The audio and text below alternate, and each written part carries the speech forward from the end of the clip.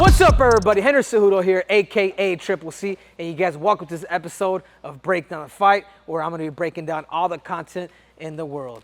And this is brought to you by JiMMYBAR. Here you go, Uncle Chael. Hey! Get your Jimmy on. Gift for me. Thank you, Jimmy, and thank you, Triple C.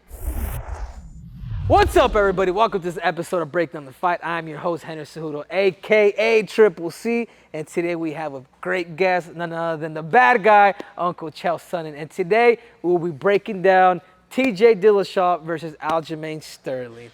When I initially see this fight, I mean, this is an athlete versus a mixed martial artist. Like, when I talk about the mixed martial artist, I'm talking more of TJ. TJ has a lot of experience. Obviously, he's been out the game for a minute, but he's also dangerous, Chael. He's been there before. He just had a close fight with Sandhagen, but I also thought he won that fight. But being in there with TJ, which only lasted about 32 seconds, and training for TJ in that 5-round camp, if Aljamain Sterling did do his job, he's gonna pick out the patterns that TJ tends to do. And the only one thing that I could see with him fighting TJ Dillashaw, and I told him this when I saw him in person, I says, What's up? What's you going, man? hey, chill out.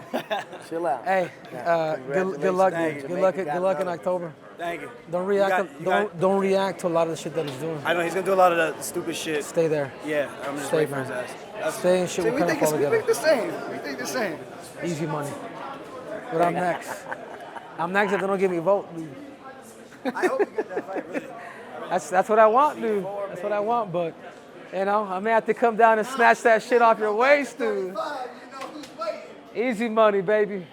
I'm too good. He cannot react to everything that he's doing.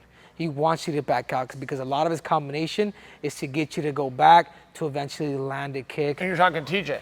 TJ's doing this, okay. Yeah, TJ's doing that, so Aljamain's gonna have to stay put. He's gonna have to stay in the pocket and pretty much just fire off. Either look for his hands, his kicks, his knees up the middle that are really good, or looking for the takedowns. I think sometimes TJ thinks he's a better wrestler than what he really is. Sure. So these are my 2 cents on the fight with Aljamain Sterling, TJ Dillashaw. But I also want to hand it off to you, Uncle Chuck. I'm kind of hogging it here a little bit. Let me ask you a question, though. In your final analysis, MMA wrestling, who does have the advantage? Do you see a meaningful advantage for Sterling? I mean, TJ's really got that one move where he throws the punch, he comes in with that trip, but it's about 100% effective. It's one hell of a move. And that's all you need. That's all you need to be the best in the world. I mean, like, there's been guys at the Olympic level where they had that just one move that nobody could stop. And if that's the case in this fight, I'm not sure how good Aljamain is on his back. He's great at taking your back, but on his back, if TJ does take him down, how good is he really? Because TJ, as much as I don't like him, he is vicious on top. So that being said, it's like, who is it that's going to game plan for this fight better? Is more likely the person that's going to probably win this fight, because in my eyes, like, they're both kind of at the even level. Both their wrestling, to me, it's okay.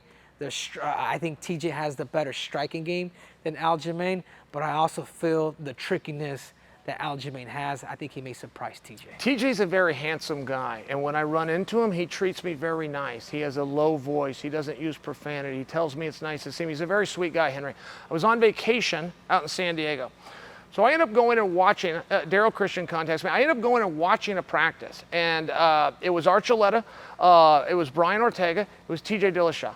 What I didn't know about TJ until I watched that practice is he is mean. He is a mean person. He has bad intentions with his own he's a bit of a bully. And none of this is an insult. I didn't know that side of him.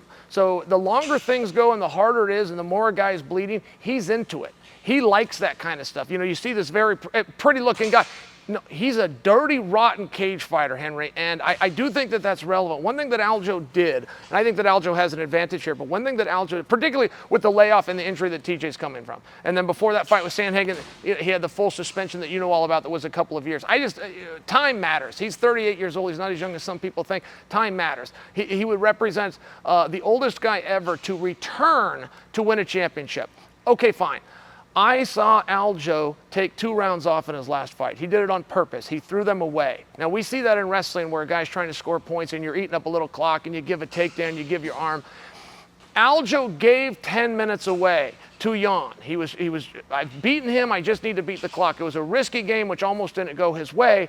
He can't do that again. And I do mean ever. You cannot, when a guy is trying to damage you, Kamaru and Leon by example, you cannot throw a minute away, let alone 10. That was a bad sign in Aljo. I hope he learned his lesson from that. I hope he learned. He got to get the championship and preserve it. He needs to throw that strategy out because TJ take those 10 minutes. You go beat TJ all you want. You give TJ Dillashaw 10 minutes, you're not going to make it out of that fight. Yeah, and that's the scary part because now looking back at the fact that you're saying that, I had to go back and rewatch that fight. Because you're not going to be able to coast. You're not going to be able to cruise with a guy like TJ. Not with TJ. You know, TJ, I think his greatest gift is his gas tank, is his heart, is the fact that, you know, he can be bloody, he can be busted up. The guy's going to continue to keep coming. But my predictions on this fight, I think there's a great storyline between me and TJ. You know, I think there could be a rematch. I think there's a lot of money to be made. So I'm going to have to go with TJ Dillashaw, just for the simple fact that if you can defend Aljamain Sterling's takedowns and keep it on your feet, I think it's easy money. So for that reason, I'm going TJ Dillashaw. Well, Trips, let's stay on this real fast because, I mean, where are you fitting into the division? At one point, I thought you were going to fight Aljo. All of a sudden, the USADA pools got you tied up for a couple of more months. TJ slips in here. I mean, this is the way I remember the timeline. Where are you at now? Where are you at? Are we looking that they're essentially establishing a number one contenders fight? Or am I a little off? No. I'm fighting for the title. Well, that's what I'm saying. That's what I'm saying. You as the champion who never lost his belt, does the winner here drawn to you? 100%. I think the storyline is so much better if TJ wins. I'm actually cheering for Aljo. I really am, but I just don't think Aljamain has the balls to fight me. It's the same reason why when I spoke to the UFC, they said you're gonna fight Aljo before TJ. Boom, boom, boom. Next you know it, Aljamain ended up picking TJ instead of me. You know, the man knows that he could wait out a whole year to eventually fight me, but he says, you know what? Give me the easier fight. Give me TJ Dillashaw. So he ended up scooting me out. You see what I'm saying? So I was supposed to be next in line, but at the same time, Chael, I do want to crack at Volkanovski. And the only reason why I'm going down to 135 pounds is to fight Alexander Volkanovski and make history at 145. I love it. I mean, when you hear different rumors, I'm hearing Volkanovski wants to go to 155. But if I can stay on this real fast, if I was to make a prediction, if in fact the winner of this fight, and again, I'm back to Aljo and TJ, is going to fight Triple C, I would tell you should plan to fight Aljo first. I think if you come back to the division, you're going to have to fight both of them. I think that Aljo is going to win this fight. I think the layoff and then an accidental layoff because I believe it was a shoulder injury with TJ, I think it's too much to ask of a man that's 38 years old. Aljo's going to beat him. Yeah, well, I mean, that's your take. That's my take. Thank you guys for watching. I'm going TJ. Uncle Chael's going Aljo. Thank you guys for watching this, breaking down the fight with none other than Henry Cejudo, a.k.a. Triple C, and Chael Sonnen. And we are out! So thank you guys again for watching. It means a lot to me. So you guys remember there's more breakdown, there's more technique, there's more tactics, and there's definitely more cringe. So make sure to subscribe and click on that button. I'm out!